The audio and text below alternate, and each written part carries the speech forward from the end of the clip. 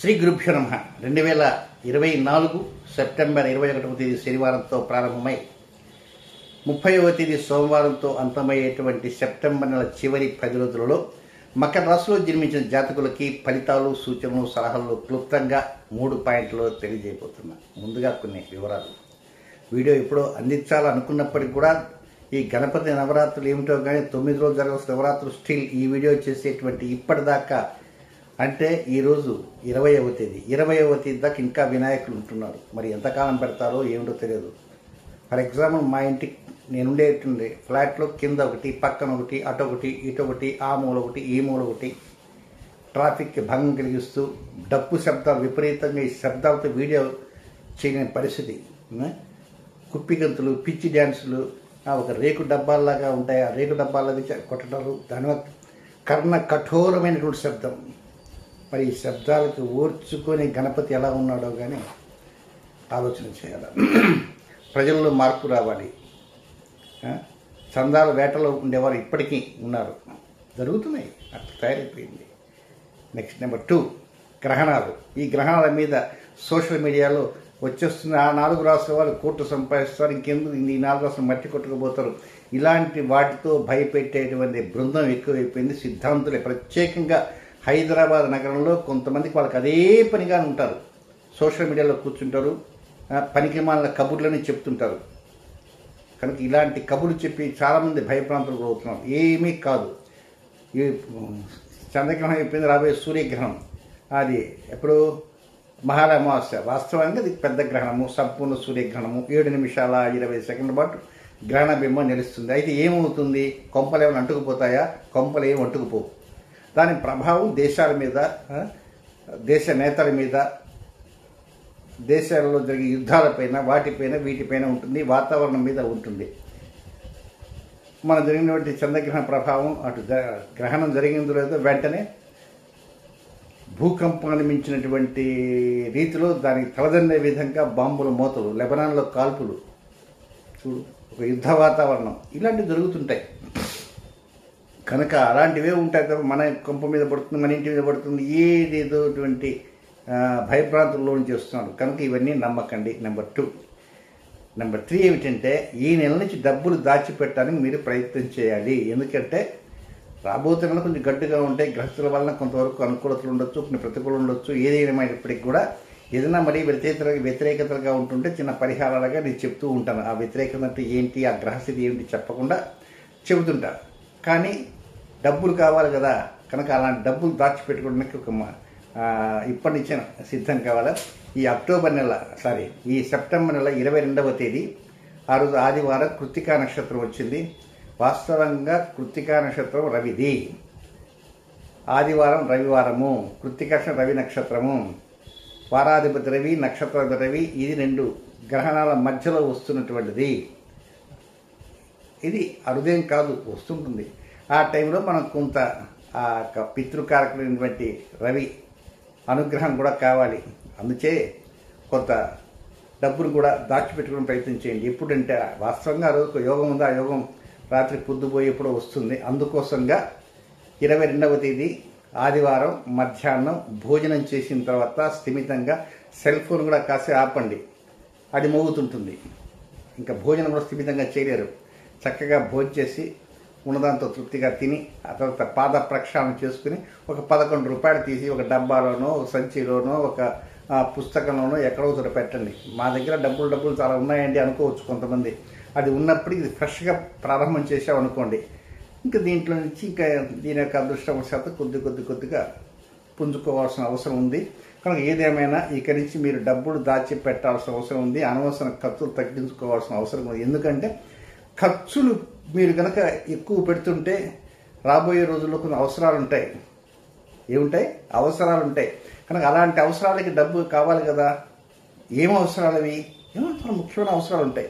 కనుక అలాంటి అవసరాలు డబ్బు కావాలి కనుక ఇప్పటి నుంచి డబ్బును దాచిపెట్టడానికి ప్రయత్నం చేయండి. ఇక అసలు విషయానికి వద్దాం. మొత్తం 3 పాయింట్లు. ఇక మొదటి పాయింట్కి వచ్చేద్దాం. అదేమిటంటే 21వ తేదీ ఉదయం 6 గంటల దగ్గర నుంచి 24వ తేదీ రాత్రి 9 గంటల 56 నిమిషాల వరకు ఉన్నటువంటి సమయంలో మకర రాశి జాతకులకి ఉద్యోగంలో, వ్యాపారంలో, ఆరోగ్యంలో, గృహస్థానంలో, వాహన స్థానంలో కొన్ని జాగ్రత్తలు తీసుకోవాలి. పై అధికారులతో జాగ్రత్తగా మాట్లాడండి. తొట్టుపాటు నిర్ణయాలతో మాట్లాడొద్దు. తొందరపడి అంతకంటే మాట్లాడొద్దు. బాగా ఆలోచన చేసి నిర్ణయాలు తీసుకోండి. కొంతమంది ఏదో ప్రకారం విసిగిపోయి ఈ నెలతో రాజీనామా ఇచ్చేద్దాం అనుకునేటుంటారు. ప్రైవేట్ కంపెనీ వరకు వస్తుంటారు. తొందరపడి రాజీనామాల జోలికి వెళ్ళవద్దు. ఉద్యోగం వదిలేస్తే మళ్ళీ ఉద్యోగం దొరకడం చాలా కష్టము కనుక ఉన్నది. ఒకవేళ వారేదో పంపించారనుకోండి, ఉద్యోగం వదిలేసి వెళ్ళిన ఆయన అన్న అనుకోండి, అప్పుడు సంగతి అప్పుడు వెతుక్కోవటం, సెర్చింగ్ మళ్ళీ చేయాలి. కానీ వారు వెళ్ళమనకుండా మీరు వెళ్ళడానికి మాత్రం ప్రయత్నం చేయవద్దు. అలాగే తొందరపడి ఆ ఇంటిని కొందాం, ఈ ఇంటిని కొందాం, ఈఎంఐలో పెడదాం, ఆ ఈఎంఐలో పెడదాం, అలాంటి ఈఎంఐల విషయం కూడా చాలా లోతుగా ఆలోచన చేసిన తర్వాతనే నిర్ణయాలు తీసుకోండి. ఇక మీ ఆరోగ్య విషయంలో మీకు ఏదైనా చిన్నపాటి లోపం ఉంటే డాక్టర్ గారి దగ్గరికి పోండి. తొందరపాటు వల్ల ఏవో నిర్ణయాలు తీసుకొని మెడికల్ షాప్కి వెళ్ళి అక్కడ ఏదో ట్యాబ్లెట్ వేసుకుని తగ్గిపోతునుకోవద్దు. మనకు తెలియకుండా ఎన్నెన్నో ఉంటుంటాయి, లోపాలు ఉంటాయి. ఆ లోపాలు తగిన జాగ్రత్తలు ఎక్స్పీరియన్స్ డాక్టర్, ఆ డాక్టర్ నమ్మకం లేకపోతే సెకండ్ ఒపీనియన్కి మరొక డాక్టర్ కూడా వెళ్ళటం అనేది చాలా ఉత్తమోత్తమైన విషయం. దీంతోపాటు సంతాన విషయాలపైన కూడా కొంచెం అధికంగా శ్రద్ధ పెట్టాలి. ఎందుచేతంటే మీరు చెప్పే నిర్ణయాలు ఒక్కోసారి మీ పిల్లలకి నచ్చవు, వాళ్ళు చెప్పేది మీకు నచ్చవు. మీరు మెచ్చింది మీదే, వారికి మెచ్చింది వారిదే. మీకు మెచ్చింది వారికి నచ్చదు, వారికి నచ్చింది మీకు నచ్చదు. ఎట్లా మరి? ఏదో రాజీ పడదామంటే వారు రాజీ పడరు, మీరు రాజీ పడరు, మంచి గందరగోళం. కానీ ఇలాంటి పరిస్థితుల్లో కొంతవరకు రాబోయే రోజుల్లో డబ్బు కూడా అవసరము. అందుకే ప్రారంభం చేయండి, డబ్బు దాచిపెట్టడానికి ప్రారంభం చేయండి, ఖర్చును తగ్గించుకోండి. నెక్స్ట్ రెండవ పాయింట్ ఏంటంటే 24వ తేదీ రాత్రి 9:56 ప్రారంభమై 29వ తేదీ ఉదయం వరకు ఉన్నటువంటి సమయం అంతా కూడా ఇది కొంచెం తృప్తికరంగా ఉంటుంది. మరి దసరా వస్తుంది కదా, దసరా నవరాత్రులు, మరి ఏం చీరలు కొనాలా, పిల్లలకి ఏం కొనాలా, పెద్దలకి ఏం కొనాలా, అత్తగారికి ఏం కొనాలా, కొత్తలకి ఏం కొనాలా, ఏమో రకరకాల ఆలోచనలు ఉంటుంటాయి కనుక అవి సహజము. సరే, వాటికి కూడా ఖర్చు అవుతుంది కదా, కనుక ఆ ఖర్చు అవుతుంది కదా కాబట్టి ఆ ఖర్చును కూడా వీలైనంత వరకు కొంత తగ్గించుకోవడానికి, ఇక అవసరమైన ఖర్చు తప్పదు, కానీ అవసరమైన ఖర్చు కూడా 10,000 రూపాయల ఖర్చు అనుకుంటే దాన్ని 8,000 రూపాయలు కుదించుకోవడానికి, ఉన్న దాంట్లోనే కొంత తృప్తి పడడానికి ప్రయత్నం ఉంటుంది చేయాలి. కొంత దంపతుల మధ్య చక్కటి సఖ్యత ఉంటుంది, ప్రేమికుల మధ్య చక్కటి సఖ్యత కనబడుతుంటుంది, భాగస్వామి మధ్య కొత్త నిర్ణయాలు ఉంటాయి. కొత్త వ్యాపారాలు ఏం చేస్తారు, చేసే వ్యాపారాలు ఏమైనా మెలకువలు ఉన్నాయా, దసరాకి మన వ్యాపారాలు ఏ విధంగా విజృంభించాలనేటువంటి ఆలోచనతో వారికి ఉంటాయి. దీనితోడు ప్రేమికులుగా ఉండేవారు ఎప్పుడు మా అమ్మ పెళ్లి చేస్తుంది, నాన్న ఇప్పుడు ఓకే అంటాడు, అమ్మ నాన్నలు ఇప్పుడు ఓకే అంటారు అని వాళ్ళ యావలో వారు ఉంటారు. కానీ వారికి ఏదో కొంచెం తీతీగా పుల్లగా కొంచెం చేదుగా అట్లా ఉంటుంది, కానీ అందులో తీపి భాగం ఎక్కువ కనబడుతుంటుంది. కనుక ఇలాంటిగా పరిస్థితులు ఉంటాయి. చిన్నపాటి అనారోగ్యం వచ్చినా డాక్టర్ గారు జరిగిపోతే కొంచెం పాజిటివ్గా రిపోర్ట్స్ వస్తుంటాయి. ఏదేమైనా 24వ తేదీ రాత్రి 9:56 దగ్గర నుంచి 29వ తేదీ ఉదయం దాకా కొంతవరకు మనసు ఉల్లాసంగా ఉత్సాహంగా ఉండే విధంగా ఉంటుంది. బట్ స్పెక్యులేషన్ జోలికి వెళ్ళవద్దు, షేర్ మార్కెట్ అలాంటి జోలికి మాత్రం వెళ్లకుండా కొంచెం జాగ్రత్తగా ఉండటానికి ప్రయత్నం చేయండి. అనవసరమైనటువంటి లొల్లి అంటే కలహం తగాదాలకు మాత్రం ఈ సమయంలో వెళ్లకుండా ఉండటానికి తీర్మానించుకోండి. నెక్స్ట్ మూడవ పాయింట్, 29వ తేదీ ఉదయం నుంచి 30వ తేదీ అర్ధరాత్రి వరకు ఉన్నటువంటి ఈ సమయం కొంచెం ఇబ్బందికరంగా ఉంటుంది. చేతిలో డబ్బులు లేకపోవటం ఒకటి, అనవసరంగా కోపం రావటం ఒకటి, విసుగు ఒకటి, చలకితం లేకపోవటము, ఆ తర్వాత ప్రతిదానికి కొంచెం సోమర్థనం ఉండటం, అన్నిటికంటే నెలాఖరి కావటము, ఇవన్నీ కూడా ఆ 2 రోజుల్లో మిమ్మల్ని విసుగు పుట్టించే విధంగా ఎప్పుడెప్పుడు అక్టోబర్ వచ్చేస్తుందా, ఎప్పుడప్పుడు జీతం వస్తుందా అనే ఆలోచనతో కూడా ఉంటారు. సరే, జీతం వచ్చినా కూడా క్షణకాలమే ఉంటుంది. అది ఇవ్వవలసిన తీసుకోబోతుంటారు అనుకోండి, పాపం వాళ్ళు ఆ జీతం రాళ్ళకు మీద బతికేటువంటి ఎంతోమంది ఉంటారు.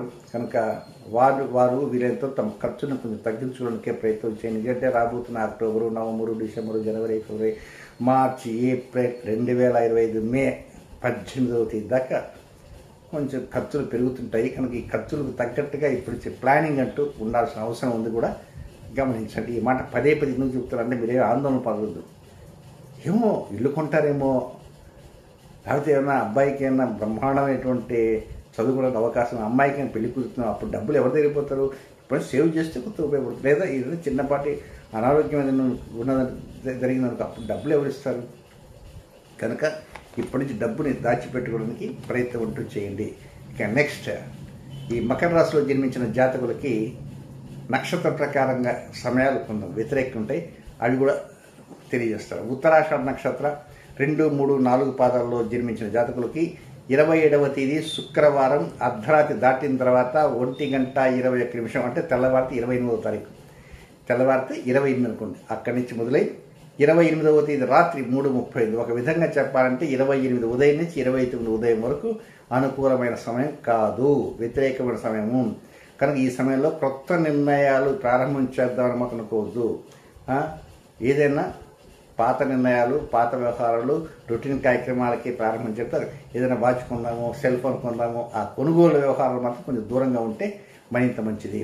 నెక్స్ట్, శ్రవణ నక్షత్రంలో జన్మించిన జాతకులకి 28వ తేదీ అర్ధరాత్రి దాటిన తర్వాత 3:38 నుంచి ఈ టైం కంటే 29 ఉదయం అని చెప్పేస్తా. 29 ఉదయం నుంచి 30 ఉదయం దాకా, 30 ఉదయం 6:19 వరకు వారికి అనుకూలమైన సమయం కాదు. రొటీన్ కార్యక్రమం మాత్రం చక్కగా చేసుకోవచ్చు. నెక్స్ట్, 3వ నక్షత్రం ధనిష్ఠ నక్షత్రం 1, 2 పాదాల్లో జన్మించిన జాతకులకి వారికి 21వ తేదీ ఉదయం నుంచి 22వ తేదీ ఉదయం వరకు 24 అవర్స్ అనమాట. 21 ఉదయం నుంచి 22వ తేదీ ఉదయం వరకు వారికి కూడా కొంచెం అనుకూలంగా ఉండదు. కనుక కొంచెం జాగ్రత్తగా, అనవసర ఖర్చులు వెళ్లకుండా, కొత్త కార్యక్రమాల మీద శ్రీకారం చుట్టకుండా రొటీన్ కార్యక్రమాలు చేసుకుంటూ ఉంటే మెరుగైన ఫలితాలు వస్తాయి. కానీ అన్నిటికంటే మర్చిపోవద్దు, 22వ తేదీ ఆదివారం మధ్యాహ్నం స్థిమితంగా సెల్ ఫోన్ పక్కన పెట్టుకొని చూస్తూ భోజనం చేయవద్దు. ప్రశాంతంగా కూర్చొని తినండి. మీరు 2 ఐటమ్స్ తిన్నా, 3 ఐటమ్స్ తిన్నా, 30 ఐటమ్స్ తిన్నా ప్రశాంతంగా తినండి. తినిన తర్వాత 11 రూపాయలని దాచిపెట్టండి. లేదండి నేను 101 రూపాయలు దాచిపెడతానా, దాచిపెట్టండి. నేను 1016 దాచిపెడతాను అనుకున్నా, దాచిపెట్టండి. As a wish. ఏదైనా కనీసం అంత సమయానికి చిల్లరగలేదంటే 1 రూపాయిగానే 1 రూపాయి, ఏదైనా ఒక 1 రూపాయి అయినా దాచిపెట్టుకోవడానికి ప్రయత్నం ఉంటూ చేయండి. శుభం.